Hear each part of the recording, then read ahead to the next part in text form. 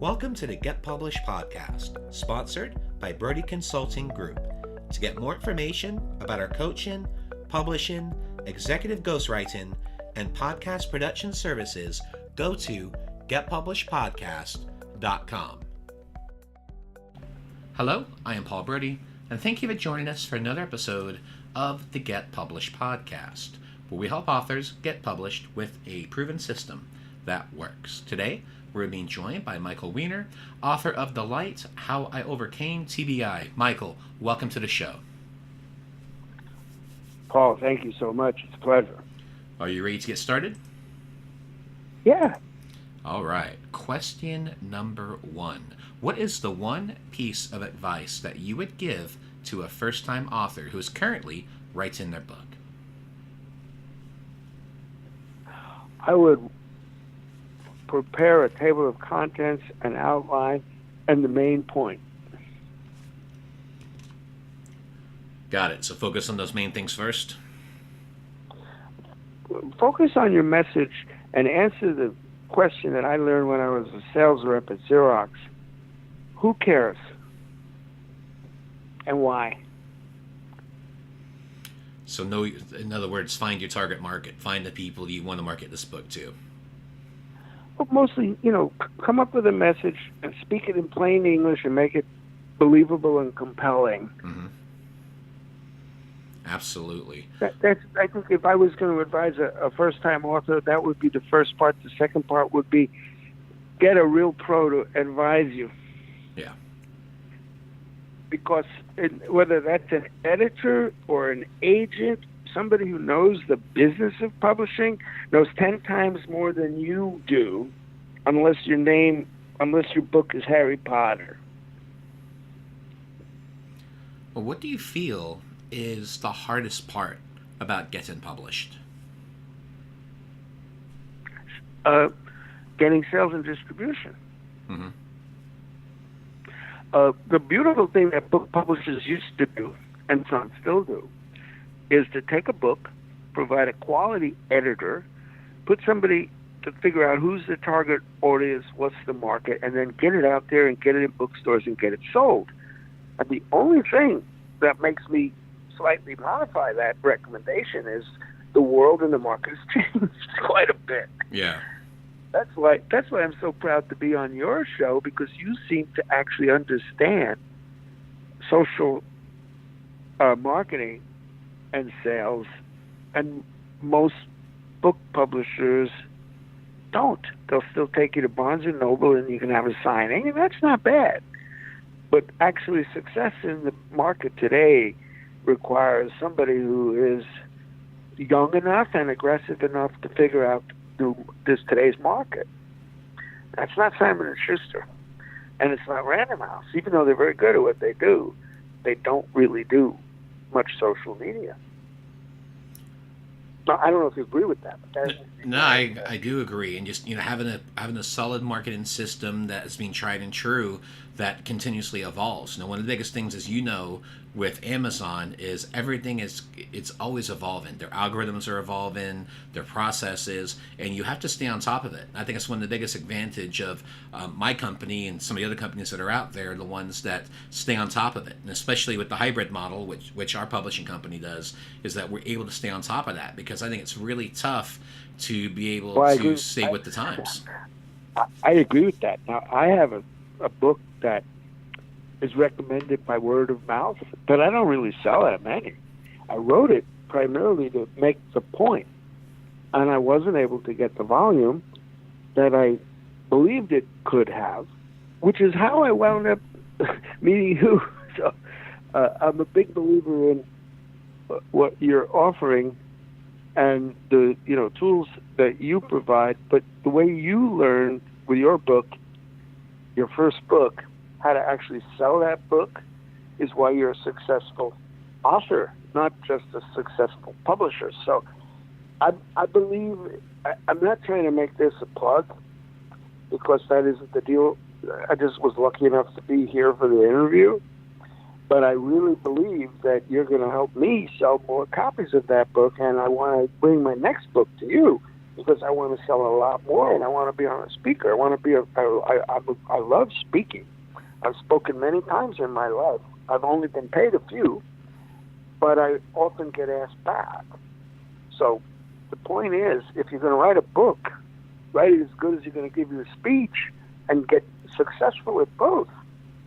Because even if you're not particularly correct, there's a saying here in America, he who has the gold writes the rules. Well, he who sells the books gets the speaking gigs. Yep. And you may even get elected to Congress. That doesn't mean you know what the Constitution is. That is true. I don't want to get political, but, the evidence that promotion beats talent is all over the country. Well, let's talk about marketing. So please share a marketing strategy that you have used in your book launch that has worked well. The best thing I've ever done so far is to give out free copies to reviewers and try and get it reviewed by quality people who have quality audiences. Now, what I haven't done, and for a variety of reasons I probably should have done, was I didn't send it to book review authors at major newspapers and magazines. I didn't do that. Now, I did what I could at the time, and what I really wanted to do was explain myself in print. And then I sent out copies of that book to certain key people, and I got a fair number of referrals for a while. But it really gave me the credibility I was looking for to make a point, which my main goal in writing that book was to get licenses from industry. And it really helped so far with that effort. So my goal wasn't to necessarily become a best-selling author. I was hoping I might, but I was really trying to establish the points in that book so that scientists and physicians could read it and believe it. Because the industry in America, the healthcare industry, doesn't bring to the market that which works and stops disease. Now, there's a lot of people who say this, that, and the other thing, but the fact is, the money's not in curing diseases. The money is stretching them out. Yep. And they're not evil, the people that run the pharmaceutical industry and Medtronic, the implant industry, but they are very successful. If you want to get promoted, you've got to learn how to make money. And if you don't know that, you'll get fired or demoted. So for that reason, even though there are fantastic solutions, for example, for drug addiction, that could take the standard of care from 20% to 70%, for a very fractional additional cost. The healthcare system doesn't offer it. Insurance won't pay for it. And if you have a kid with autism, there are things that would reverse autism. You can't get it. Whether or not a vaccine caused it isn't the point. The point is, once your kid has it, you want to bring them back to reality. You don't want them sitting there in the world that autism puts a kid in. And it has a lot to do with stuff that isn't really very popular. The drugs that are available don't work. The kids get drugged up and they get worse. And the things that do work, which involve things such as the biome and the biome and the brain, and serotonin, and all the things that have been shown to not only cause autism, but to reverse it, are not available, especially in America. They're just not available, and they're not paid for by insurance. And that is the worst tragedy going on in the United States. And the biggest and the most concern to people, and the one bankrupting more people and killing more people, including your parents. If they're not dead yet, they will be. And that's all avoidable. But Hillary Clinton, when she was First Lady, she fought it, and they, taught her a lesson not to fight. And then Obama tried, and then he, it got to make a lot of money in medicine if you want to change it. You can't just write a story about nutrition or a book. I mean, you could do that. You know, you can do it, but that's not how it works in this country. Well, speaking of If books, you don't convince the M&A people that that's how they're going to make the next billion-dollar IPO, you ain't going nowhere in this country. That's what I'm working on, and that's why I wrote that book. well, Michael, speaking of books, I'd like to know what is your favorite book and what was the number one thing that you learned from it? Oh, wow. That's an interesting question. Let me think about that on the fly. It's a hard question. I read a lot of books, and I don't know. Are you asking me that question, for example, relative to marketing? No, Or relative just your favorite book as someone who loves to read, as someone who is a published author. I'd just like to know about your favorite book and what you've learned from it, because what we found on the show is that favorite book really has a lot of influence and it really helps shape your life. Well, So we'd just like some more insight on that.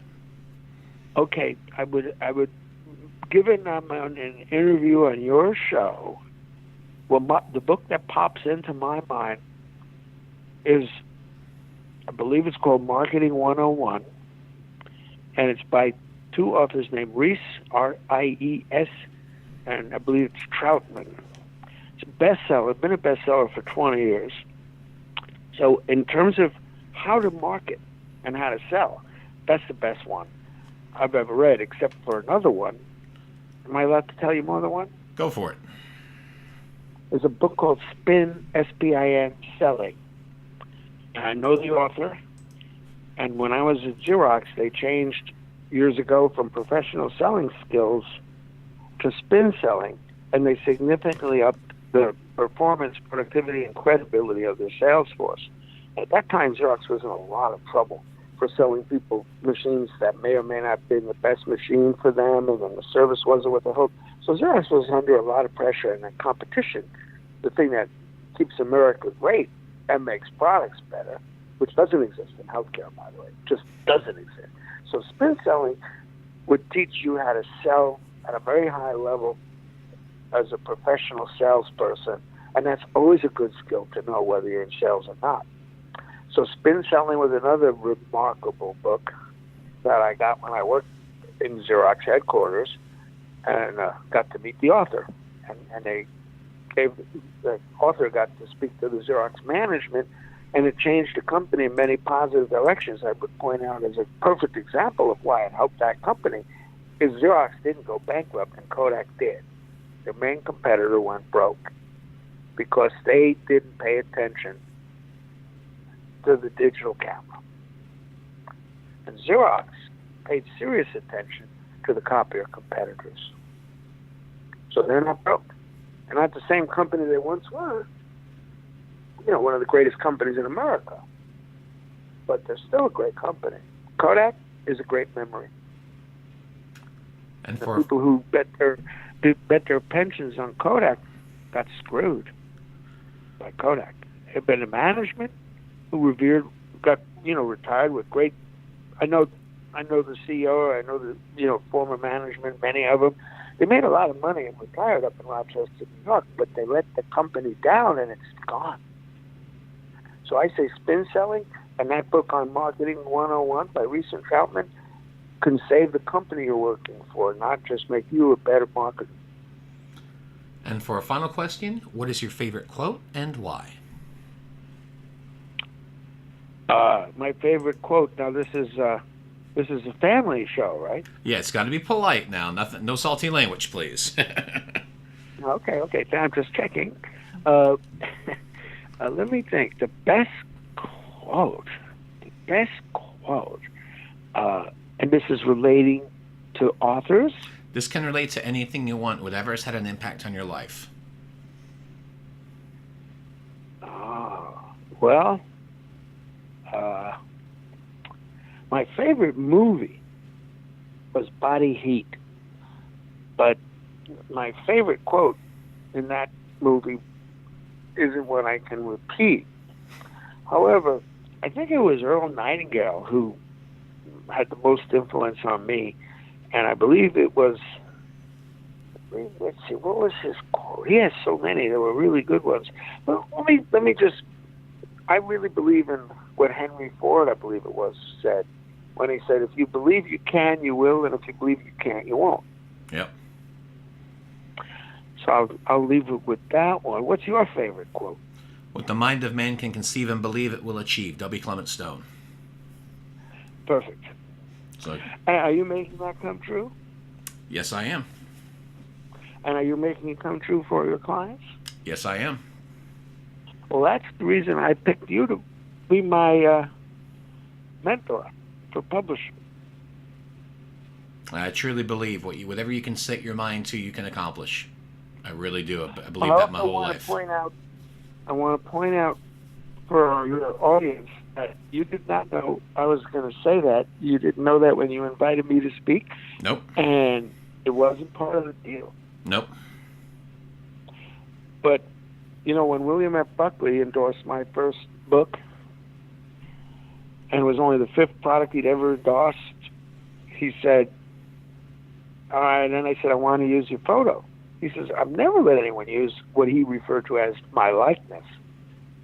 Well, I put that in my thesaurus, which is the book he liked, but what he said to me was, yeah, okay, well, listen, I'm going to let you do it, but I have to approve the copy in advance, and you must put in a large font that I volunteered the endorsement and I wasn't compensated in any way.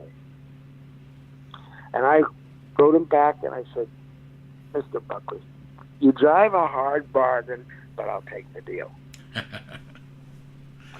So, listen, it's been a pleasure chatting with you. I really admire what you've done, and I really admire that you're helping, authors who want to maybe write their first book and become speakers. This is really important work. And in my case, I'm thinking it's going to change medicine, because medicine needs changing worse than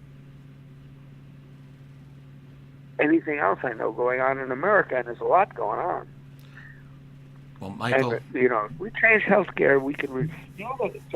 In Europe, they spend 1/2 of what we spend in the United States, and they live on average 2 years longer.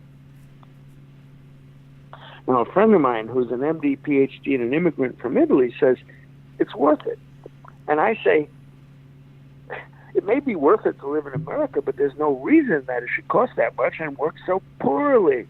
And if we had competition in healthcare, and we do not, no matter what they tell you, we do not have competition in healthcare. If we did, autism would be fixed, traumatic brain injury would be better, PTSD would be resolved, drug addiction would go down by 2/3.